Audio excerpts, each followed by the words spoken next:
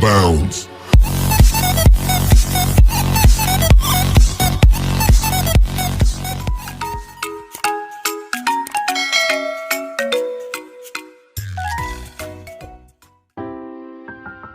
Assalamualaikum warahmatullahi wabarakatuh. Halo generasi cerdas Indonesia, siswa-siswi kelas 7. Jumpa lagi di YouTube channel Ida 2802. Gimana kabarnya hari ini?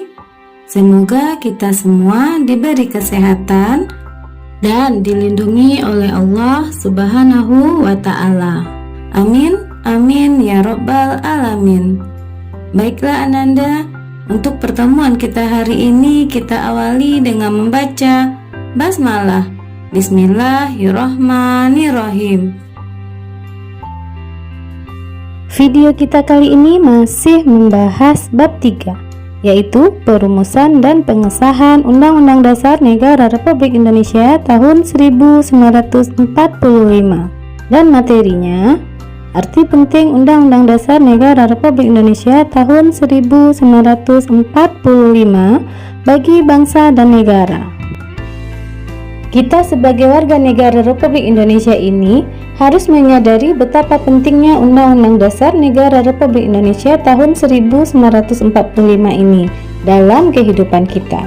Di antaranya, menjadi penuntun dan pedoman dalam kehidupan berbangsa dan bernegara, serta menjadikan Indonesia negara yang memiliki hukum yang kuat, menjadi suatu landasan untuk mengatur keseluruhan warga negara Indonesia, mampu mengarahkan warga negara Indonesia kepada kehidupan yang tertib dan damai agar terciptanya kehidupan yang sejahtera, menjadikan sebuah negara yang harmonis dalam berbangsa dan bernegara, terjaminnya hak azazi sebagai warga negara, terciptanya kehidupan yang harmonis tanpa adanya perselisihan, menjadi acuan dalam pembuatan peraturan-peraturan yang ada di bawah Undang-Undang Dasar Negara Republik Indonesia tahun 1945, menjadi alat pemersatu bangsa. Setiap negara yang merdeka dan berdaulat harus memiliki undang-undang dasar untuk menjamin kelangsungan negara agar tetap berdiri kokoh dan tidak terjajah lagi. Namun, apakah akibatnya jika negara tidak memiliki undang-undang dasar? Nah, jika tidak adanya undang-undang dasar di negara Indonesia, maka akan membahayakan warga negaranya. Di antaranya, warga negara Indonesia tidak akan mempunyai aturan dalam hidup. Negara Indonesia akan sangat mudah dijajah oleh bangsa lain. Akan terjadi perselisihan dan permasalahan-permasalahan sesama warga negara Indonesia. Negara tidak lagi memiliki arah dan tujuan yang jelas. Terjadinya perpecahan, kekacauan, dan berbagai macam kerusuhan. Banyak terjadinya penyimpangan kekuasaan. Hak asasi manusia tidak lagi dijunjung tinggi. Keamanan warga negara Indonesia tidak lagi terjamin. Pemerintah dapat bertindak sewenang-wenang dan kemungkinan kekuasaan tak terbatas.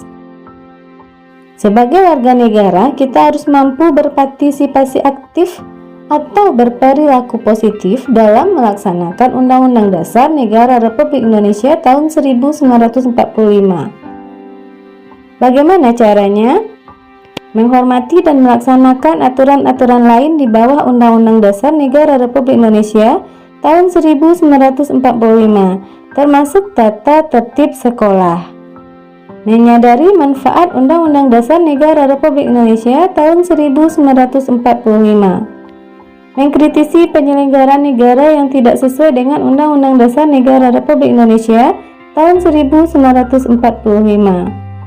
Mematuhi aturan dasar hasil perubahan Undang-Undang Dasar Negara Republik Indonesia tahun 1945. Berpartisipasi secara aktif dan bertanggung jawab dalam melaksanakan Undang-Undang Dasar Negara Republik Indonesia tahun 1945. Baiklah Ananda, selesai sudah pembelajaran kita pada hari ini.